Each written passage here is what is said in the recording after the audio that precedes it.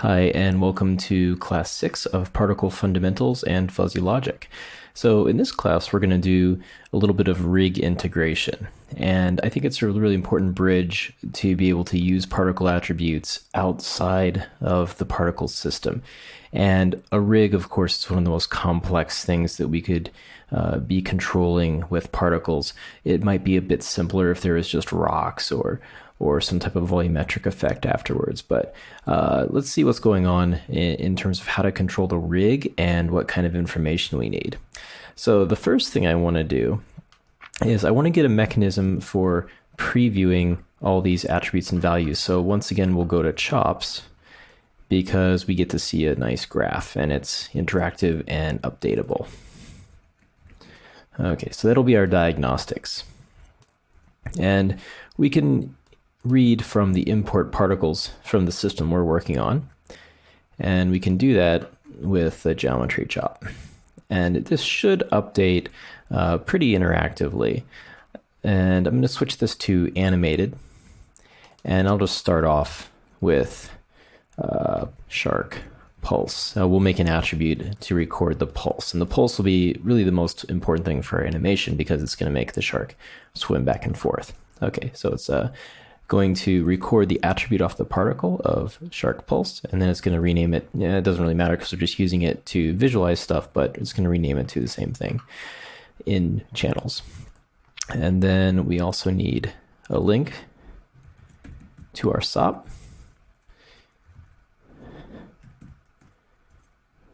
There we go.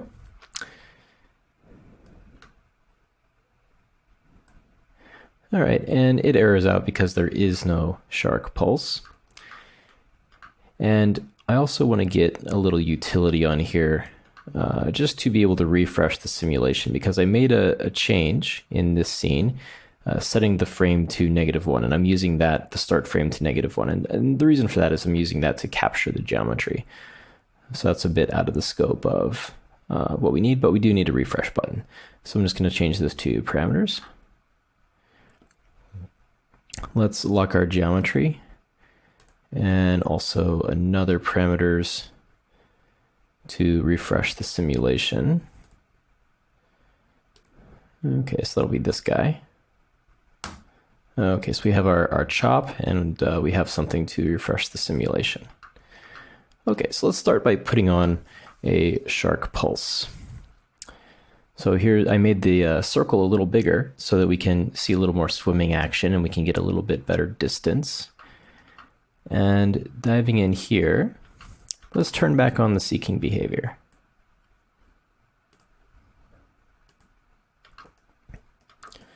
And let's see what happens. I should also mention that I'm using test A to preview the pulsing velocity and just previewing the shark direction and up. So test A is in the red one. Okay, so we've got our rotational stuff, turning off the seeking behavior.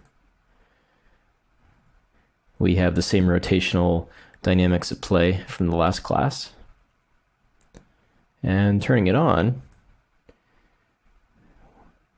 we still have the same following behavior. It's definitely swimming a little far out to the side, but we're going to work with that in next class.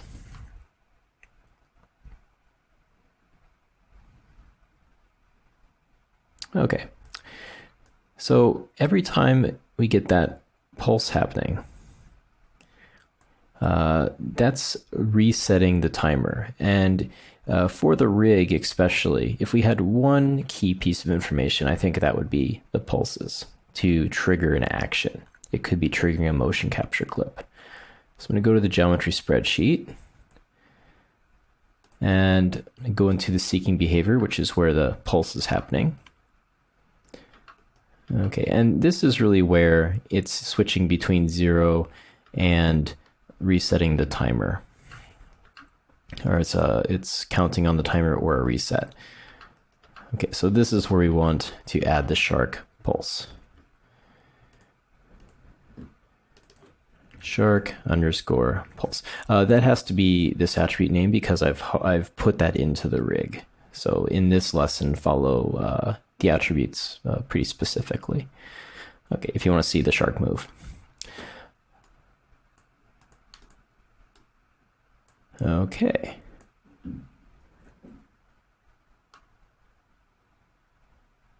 And we should be able to see that.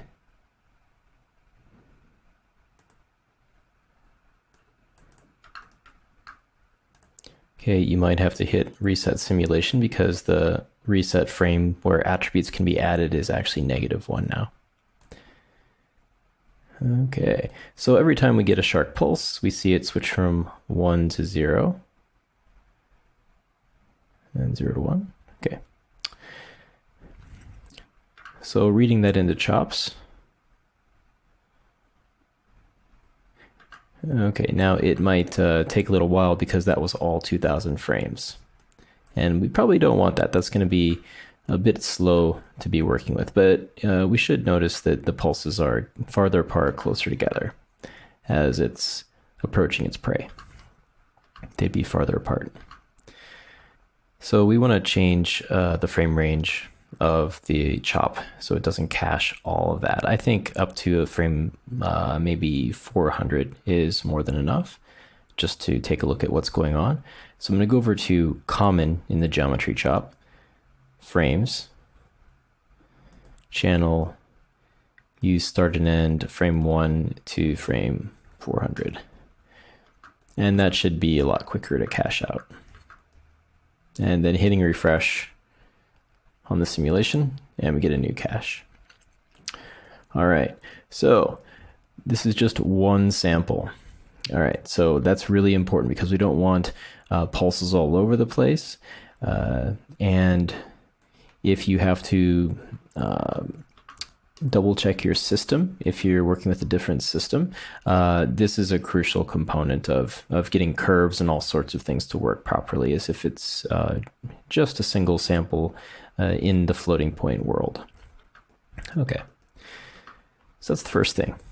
The next thing is, let's take a look at the progression of the timer. So here, it's resetting the timer, and the timer is coming in, and let's take a look at what's going on there. So that would be timer and timer. All right, so here we might be able to use this to do some animation, but notice that it's all kinds of different times, and that was really the point of dividing the timer by the rate. And we're going to get these ramps. In this case, it's going up to 1 second, so it's just a coincidence that it's going all the way up there. There we go. Okay, but we want to be able to work with this. We really want something we can use lookup curves on, and that's really where we have this divide here. So we're dividing the timer by the rate. So here I'm going to add another attribute, and let's call this shark pulse lookup, or ramp. Okay, shark pulse ramp. This isn't actually necessary in the rig. However, if you were using motion capture or an animation instead of this dynamics rig, then it definitely would be necessary. Okay, so there's the shark pulse ramp. When input is connected, let's put this in here. It's good to have even if you don't need it. So instead of the timer, the shark pulse ramp should more or less go from 0 to 1 because we're normalizing it.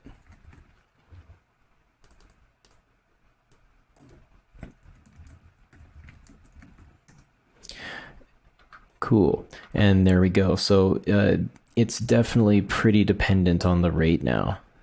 Okay, so we can see those two things working really nicely together. And from this, we could go ahead and look up any animation we want. Now, if we wanted, we have to think about what the shark is doing for a second. So would the shark swim faster than slower throughout his swim? Well, not really, because he'd probably like do the fin once and then twice, and this one might be quicker than this one. But I want the decision of how fast he swims. This would be one swim cycle. I want that decision to be per pulse and not just a global decision. And if we look at the pulse rate right now, let's export the pulse rate.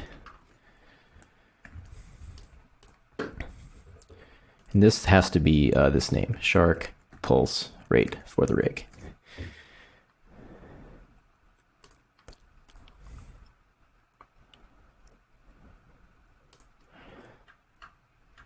Okay, so where are we fitting the rate? Here we go. So this would be a 0 to 1 of the rate.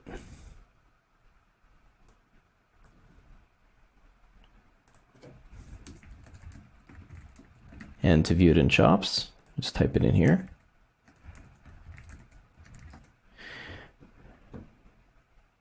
Let's view these as individual channels now that this is getting to be a bit more.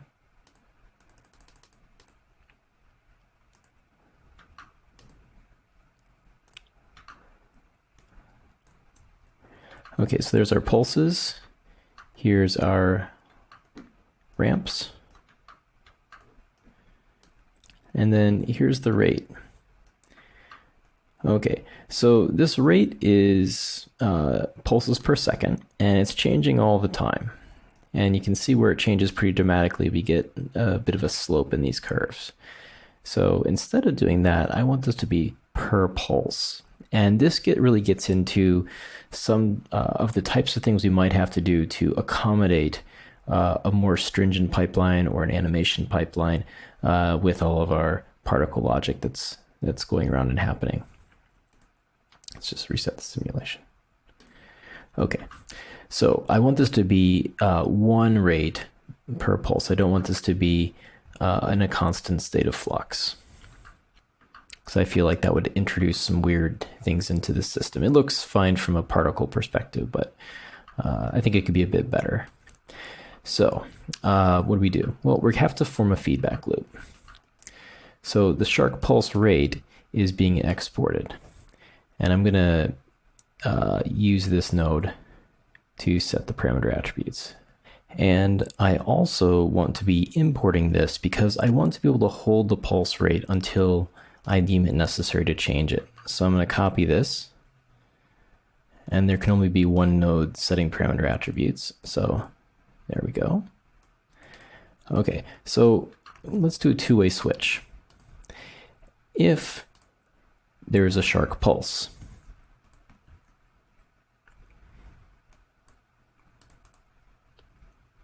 okay, so in comes the shark pulse.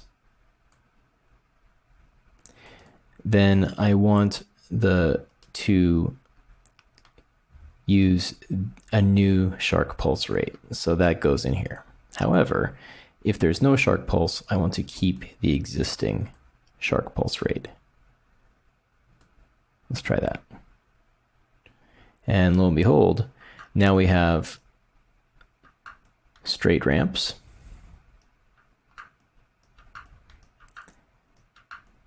And we've got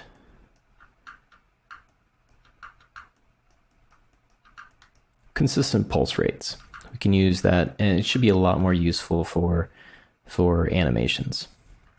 And before we go on to the successive steps with the rig, I just want to show what is possible with a ramp like this. Once you have a consistent representative ramp like this, you have a lot of power with animation. So let's just do a few things in chops.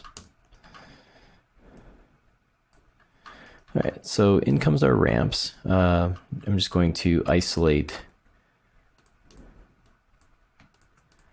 only things that are named with ramp in them. Okay, there's our ramps.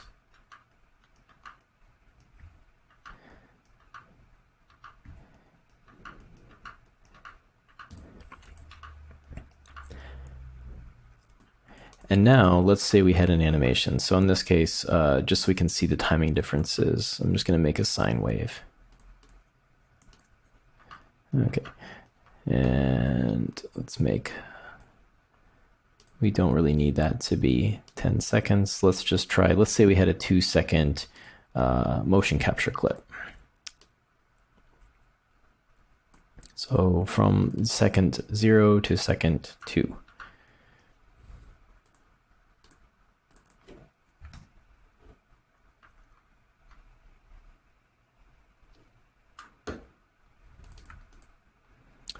All right, so there's our sine wave. Let's do a bit more. Oh. Okay. So using the lookup or any lookup operation, here I'm going to use the lookup chop, but this could apply to different packages even. This would be my lookup table, meaning the set of values that I'm interested in. And we could use a fetch in chops if we were going to do a crowd, chops integrated crowd with motion capture. You could use a fetch instead of just a simple wave. Okay, and then here's what the 0 to 1 values that we want to look this up on. So plugging this in, now you can see that we have varied sine waves. Let's just make this a little bit lower frequency just because it's hard to see at this point. Okay. So you can see it's pretty fast in there, and then using that lookup,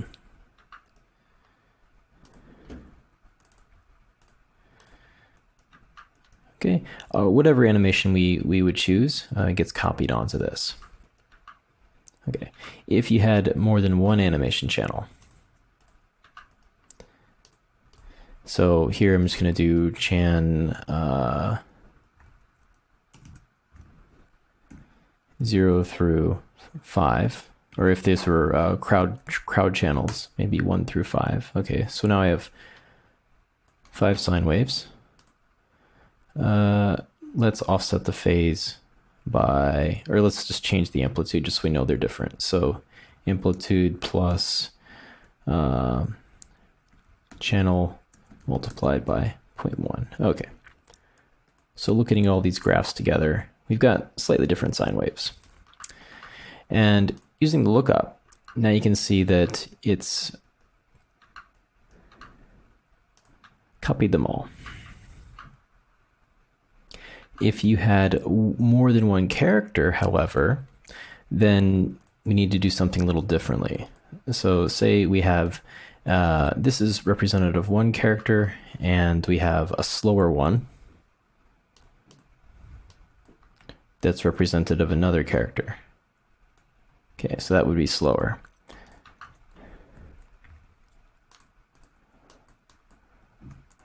Okay.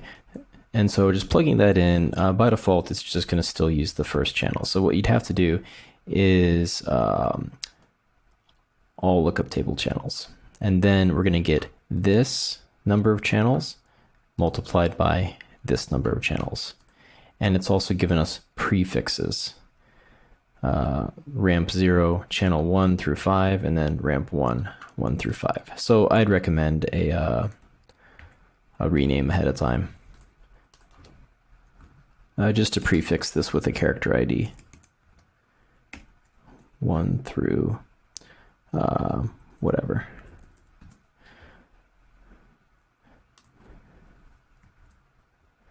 Okay, so now we have much more representative channel names. This would be character 1, and this would be all the channels, all the animation channels of character 2.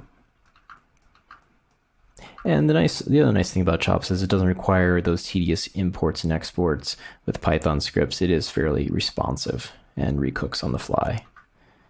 Okay, enough fun of Chops, back to business. All right, so here we have the current set of data channels. We have Shark Pulse, Shark Pulse Ramp, and the Shark Pulse Rate.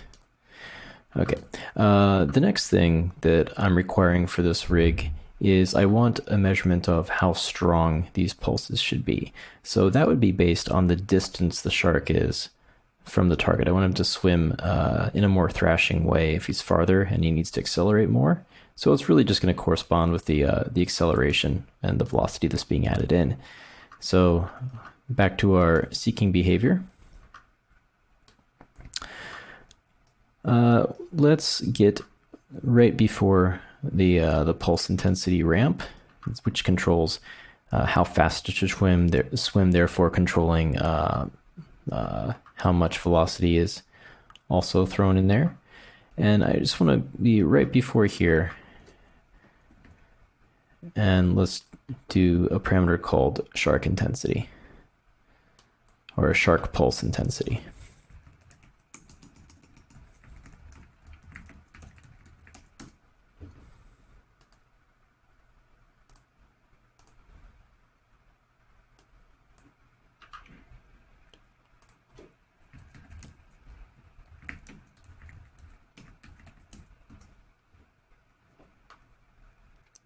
What we can do, because these are all floats, is just copy these parameters. Okay.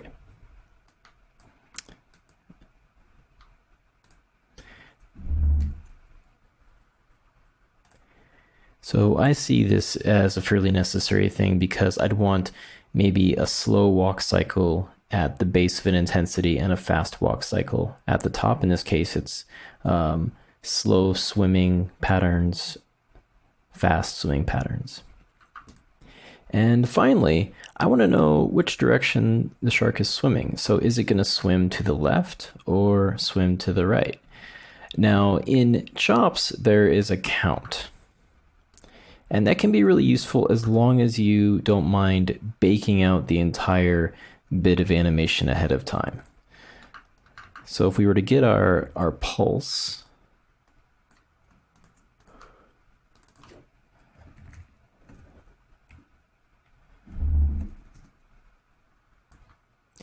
we have to be a bit more specific with that name because they all have pulse in them. Okay, so here's our pulses. And if we wanted to, we could use a count chop. And internally, this does use feedback. So see here how it's counting the number of pulses as they happen. Well, how do you do effects like this in particles where all you have access to is the previous frame? Well, you might have guessed it. We'd also use feedback. Okay, so we want to reproduce that.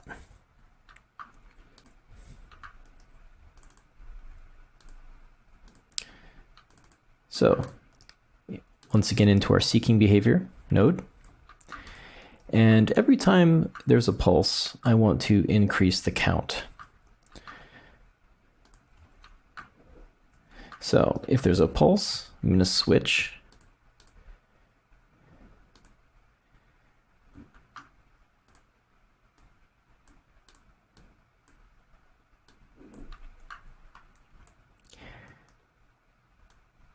between adding 1 to an attribute or not adding to an attribute. Okay, so let's call this shark pulse count.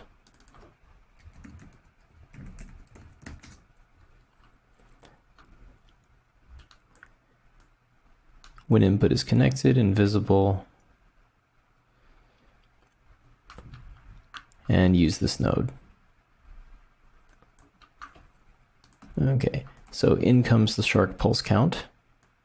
If it pulses, then I want to add 1.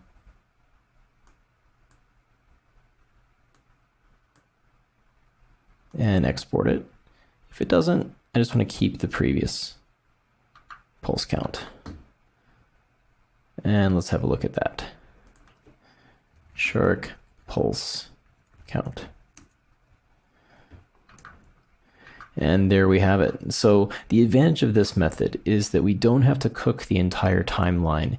And most crowd simulation packages work this way, where they really just need an awareness of the previous sample to do lookup curves like we're doing, to do a count. So what are we going to use this count for? Well, now we're going to use this count to determine if we're going to swim to the left or swim to the right. Half of these numbers will be to the left and half of these numbers will be to the right. So now we just need a shark pulse sign. So we can do a modulo. Modulo is the remainder. So if we divide these numbers by 2, it'll either be divisible by 2 or not divisible by 2. And if it's not, it'll leave 1 over. And that's how I set up the shark pulse sign attribute. So once again, this needs to be named exactly shark pulse sign.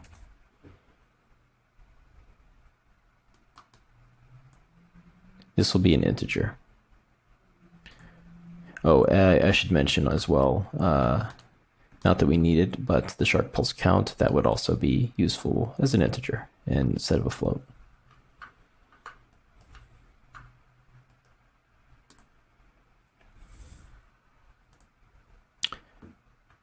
Okay, so here's our modulo, and let's export that as shark pulse sign.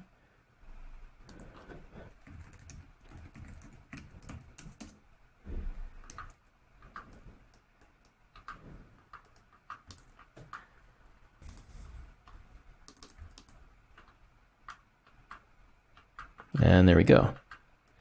So now we have an oscillating square wave between 0 and 1. All right. So unless I missed something, these should be the necessary attributes to feed into the deformation system. So I'm just going to choose a fast deform. And let's see what happens. All right, and here we have, once this is switched to deform, have a swimming shark. Okay, let's have a bit of fun with this now. And this will transition us into the next lesson. We're obviously going to adjust the force and how the pulses are speeding the shark along as we set ranges for this behavior. But it's a start. So what I want to do now is I'm just going to set the actual sharks to more than 1. So that I was controlling with set shark count and distance. So let's try 3 sharks. And here I'm just going to plug in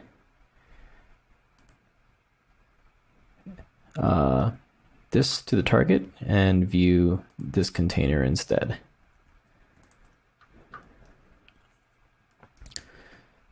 So now we will eventually have more than 1 target. So I'm going to reset that.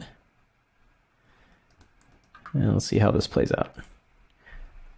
And now we have 3 sharks.